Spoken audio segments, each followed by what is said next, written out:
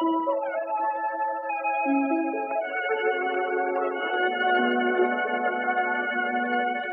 my friends, it's your fairy godmother Mint and welcome back to my channel. This is one of the videos that's going to be in my series called Magic and Authenticity. These are videos that are going to be me talking about real life issues that I'm going through, real life epiphanies and magical occurrences that come up that have to do with living my life in an authentic way and with sharing things that I think that other people can probably relate to and would like to hear or feel comforted to hear. So in this video, I talk about how I love people and I talk about how the people in my life that have affected me the most, how they make me feel. And it's really difficult for me to do things like that without crying, which is why I don't often do it in person, which is why I decided to make this video. So you're about to get a raw face, a lot of tear shed, and a whole lot of magical authenticity. So thank you so much for watching. Thank you patrons also. Thank you patrons. I love you so much. Thank you for joining the Comment Patreon. Subscribe. And here we go. Magic and authenticity is really important to me. And one of the most important things to me in the world is my family. And I think it's really important to let them know that. I think it's important to let people know that you love them and to let them know what it is that they do for you, what it is that they give to you, what it is that they are affecting, like who they're affecting and how. I think that's a gift that we rarely get to give or receive, which is why I'm doing that now. Okay, I have to get all my freakouts out. I will probably be crying in this video. But you know, that's what authenticity is. You know, that's what it is to be me, to be an emotional person. It is crying, and it means that I cry. So I'm gonna preface this by saying I'm not dying. Nothing is wrong with me. I've been having a lot of these really great epiphanies and a lot of really awesome moments in my life where I feel really comfortable and happy and satisfied and overjoyed. And so with those moments comes those just overwhelming surges of gratitude. I will also say that I am a person that lives with a phobia, which I'll be talking about in another one of these magically authentic videos. But I have thanatophobia. I have the fear of death, the fear of dying. And it's not just having one of those things that sits in the back of your mind. It is something that I deal with every single day, you know, all day. So laugh away the pain. It sucks. It's completely separate from other parts of me, but it is definitely exacerbated by a ton of religious trauma, which we will get into in another video. That's not what this video is about. This video is about love. I also want to say that I am in no way discounting any of the people in my life who give me so much of their love and joy and their themselves. You know, there are so many people who affected me in incredible ways that I will talk about, I'm sure, in the future. Right now, I'm talking about a few specific people that have been on my mind lately that in no way means that these are the only people that I cherish and love and care about. Who do I start with? I'm gonna be doing my makeup while I do this as well, because I have other stuff I gotta do today, and that means I gotta look my best. William. Where do I even start, my dude? William, we've been really close for so long, since we were kids. I don't even know how to start. I don't even know what to say. This is really difficult, actually. This is a little bit difficult. I want to say that you are cherished and that you are loved and that you're so funny and you're so responsible and that you're so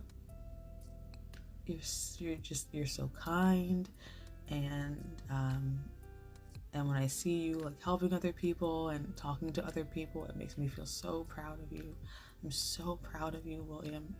You're just you're such a great person, and I know that, you know, a lot of people say that to you, and that a lot of people in our family tell you that all the time, and that you know that because you took care of our mother and our grandmother. And I appreciate that so much, because that's something that was really difficult for me as someone with a silly death phobia.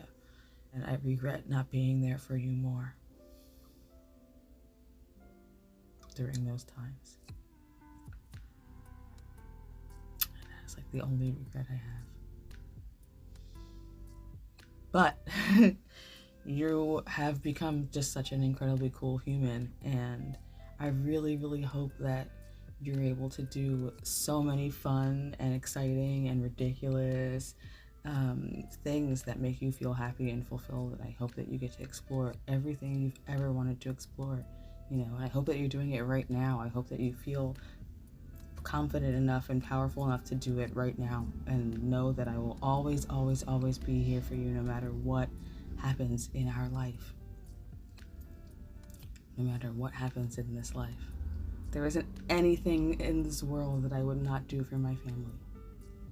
There isn't anything in this world that could create a wall in between me and my family that I would not fight to break down. Because I don't think that any anger is worth crushing the love that we could receive from each other. Know that I will always, always be right here waiting for whatever cool thing you want to tell me, or whatever memes you want to send. I love getting memes. I love getting videos. It's so much fun. And I'm just excited for all the adventures we're going to have together, because I feel like we're going to have so many fun adventures together, you and I. So many places that we're going to go just this year. I think that we're going to have just so many fantastic, weird, hilarious experiences out in this world. And I'm excited for that. I didn't intend to go through each person in my life and say something specific. I really intended to just kind of explain a little bit about what it means to communicate with me in forms of love. You know, there have been times where I've said things to people, or I've expressed myself in a way that was probably super unclear, and I always think man, it sucks to think that I was trying to say something and people took it another way. But I also can't control what anyone is thinking.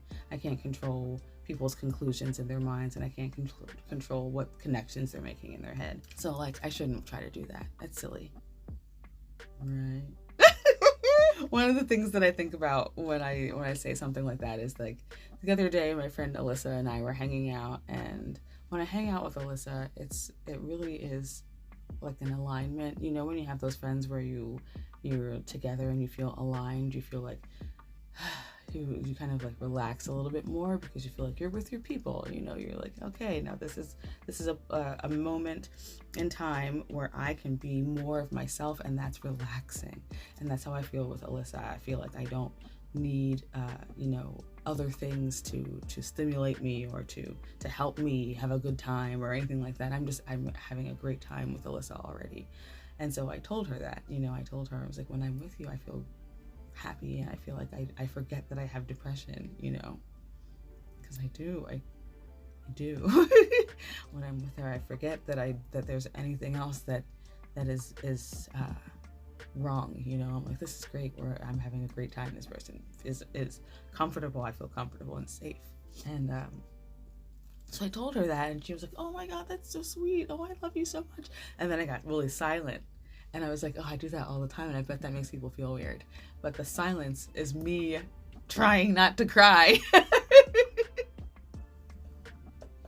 And I always think, I've always been the type of person, well, not anymore, but, years ago, I was the type of person who would never express my feelings or anything, because if I did, I would cry, and then I would continue to cry, because I'm a crier, and I don't mind crying. I know that, it means that I'm alive and that I'm feeling things and that I have passion, and so I don't mind it. But it makes other people feel weird when people just start crying, dog. It's weird, So I try not to do it. So after expressing myself, you know, in such a emotional way, all the time I'll clam up immediately because I'm like, oh, don't cry, dog, you know? And it probably looks weird to people. And that was what prompted me to make this video in the first place. Knowing, man, I want people to know how much I love them, and I want them to know that my awkwardness is just me trying not to cry. And I also really just want to express how I feel about people while I'm alive. I want them to know how important they are to me while we're all alive. Before something happens, I hate thinking about the fact that, you know, there are so many things we want to express and say to each other that we wait until one of us is dying or after we're already gone to express it. Does it make sense? Because if you feel it now, you should say it now. You know, and of course I'm thinking about my mom in this moment. And I know she knows how much I loved her. She knows she knows, you know. But it's something so special about being able to tell someone, you know. And I tell the people in my life how I feel. I think having a video will be nice too. Especially since I can't do it without crying. You know, often makes them want to hug you, and then when you hug, you cry more. And I could cry for a good couple of hours because my mind is always filled with all the woes of the universe, and those things will always just give me more fuel for just the SpongeBob, you know, all the SpongeBob weird, gross crying things that he does. Think of the SpongeBob crying compilation, if you've ever watched it, that is me inside, like, on a loop. But sometimes it's happy tears. Karen is a friend that I've had since I was we were in middle school. I think we met in middle school. And it was in a time where I had just moved, and it was probably like the fourth time I'd already moved. I moved so much when I was a kid. I felt like making friends was so pointless. But when I got to, where was it? I don't even remember what school it was. And when I met Karen, we were just instantly friends. She was just instantly friendly. She was one of the first friends that I had in an area where I lived where her parents weren't racist. And I was actually allowed to go over her house and eat her food and stuff. And her family welcomed me, and they were funny and they were sweet, and she had sisters, and it felt like I had a real friend for the first time in a really long time. And I think about that all the time. I think about going to Karen's grandmom's house. That was something that I didn't have yet, you know, having a friend where I could be with them and be with their families, and their families weren't mean to me for being a little black girl, you know. And so that meant a lot to me. It meant a lot to me.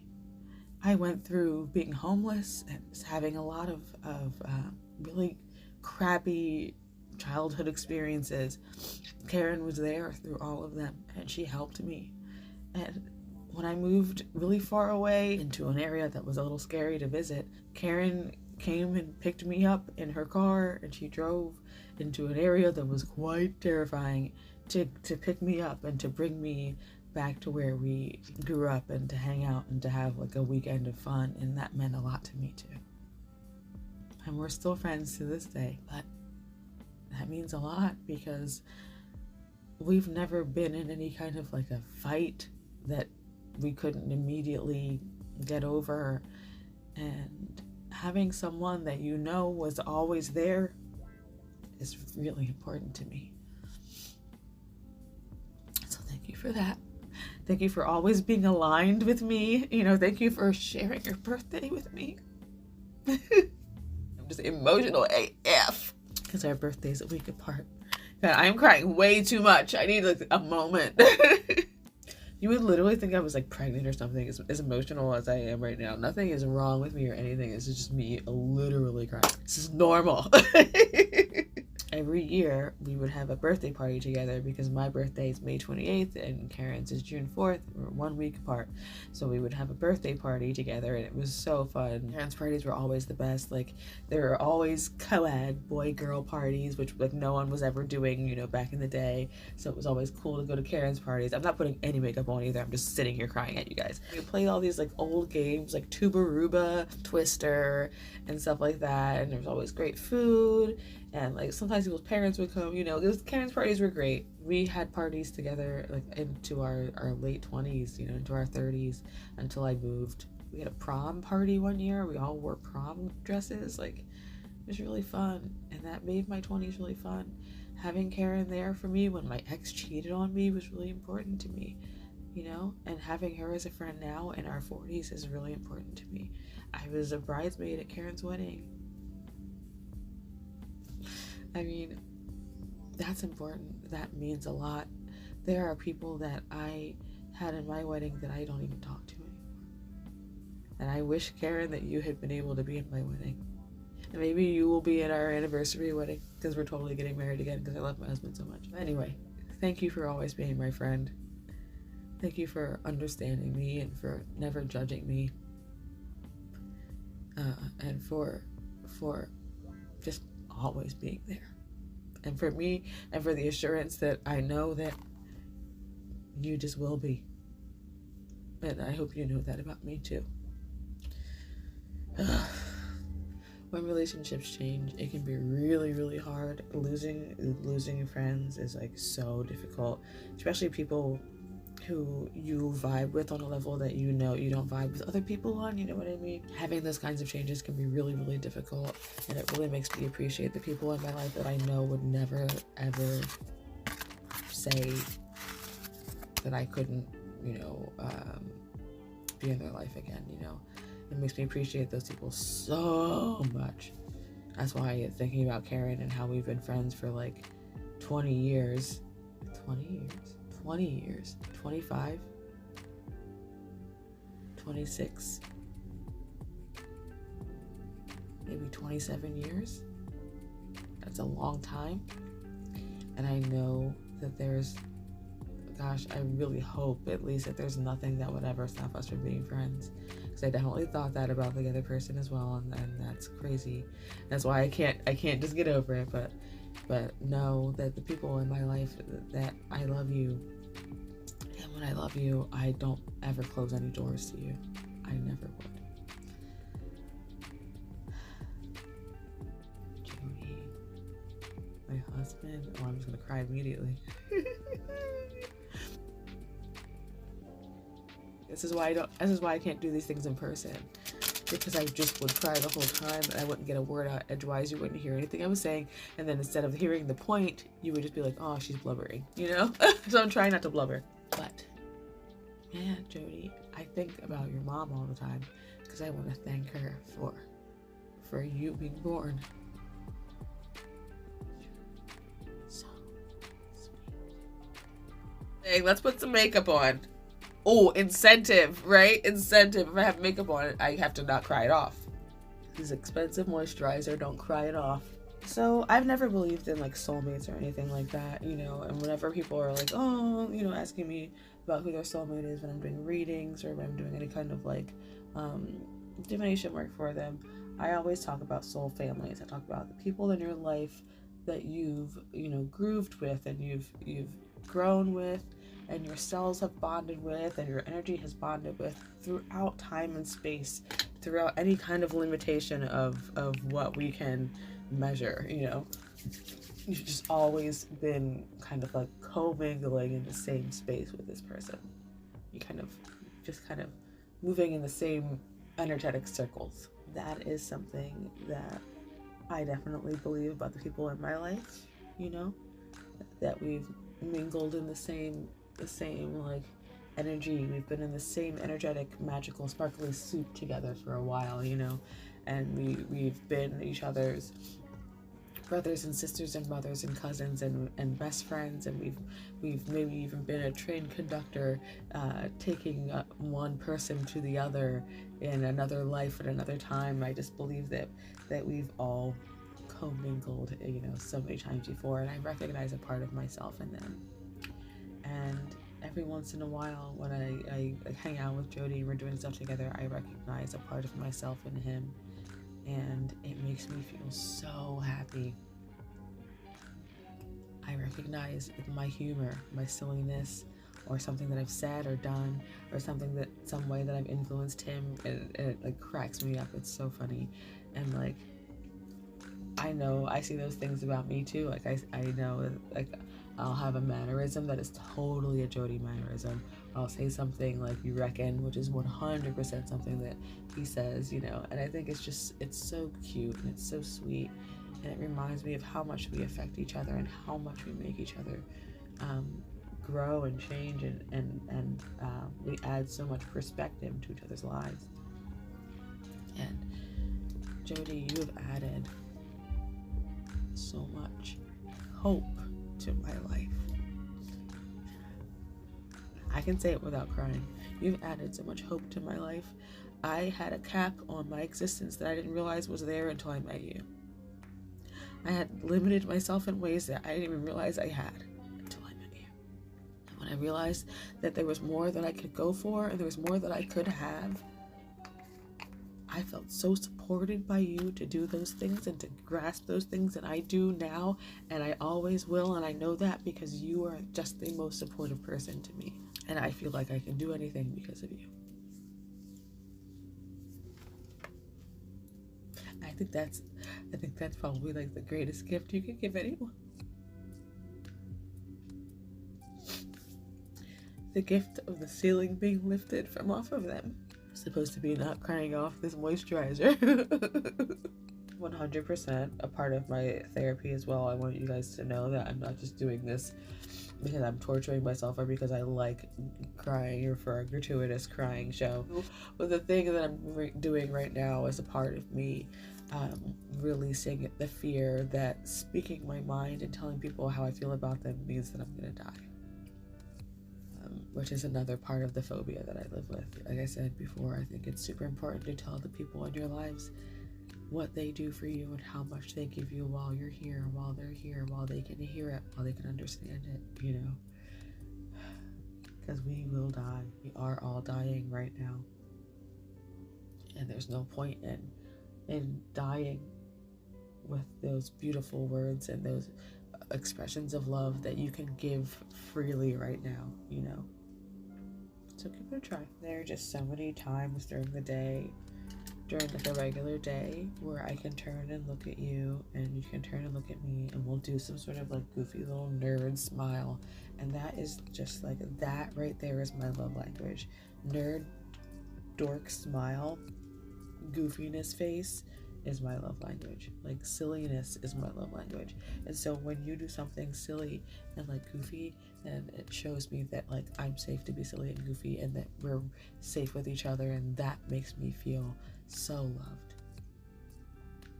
And I appreciate that so much. I feel like maybe I could finish this without crying, which is amazing. I have this desire to marry you over and over again, Jody. And it's not just because I want to have a big wedding and a big party now that we're back up north and on, you know, with all of our friends. It's because I want people to know that I would choose you over and over and over and over again for the rest of our lives. You're right behind me as I say this, and it's hilarious because you don't know what I'm doing.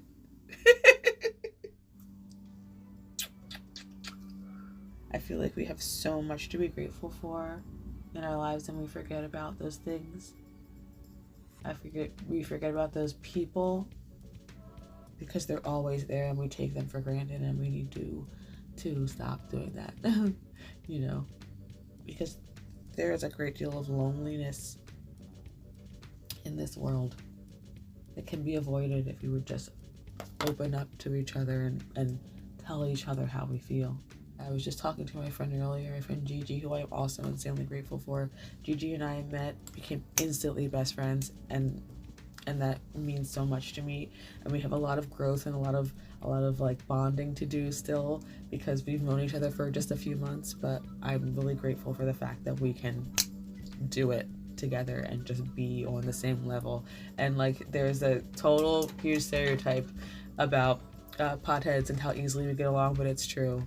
It's totally true. THC is the love drug. I totally believe it. Well, only a little bit of time left on my phone, so I'm gonna have to cut it off here.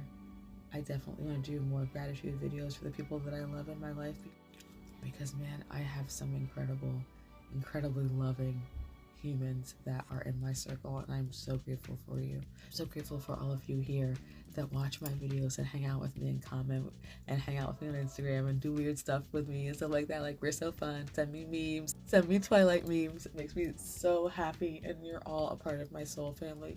We are in a huge extended soul family, but we're all here for a reason, and that reason is love. I hope you all have a beautiful, lovely day full of love. Stay in your heart zone and go be weird. Okay, bye. Mwah.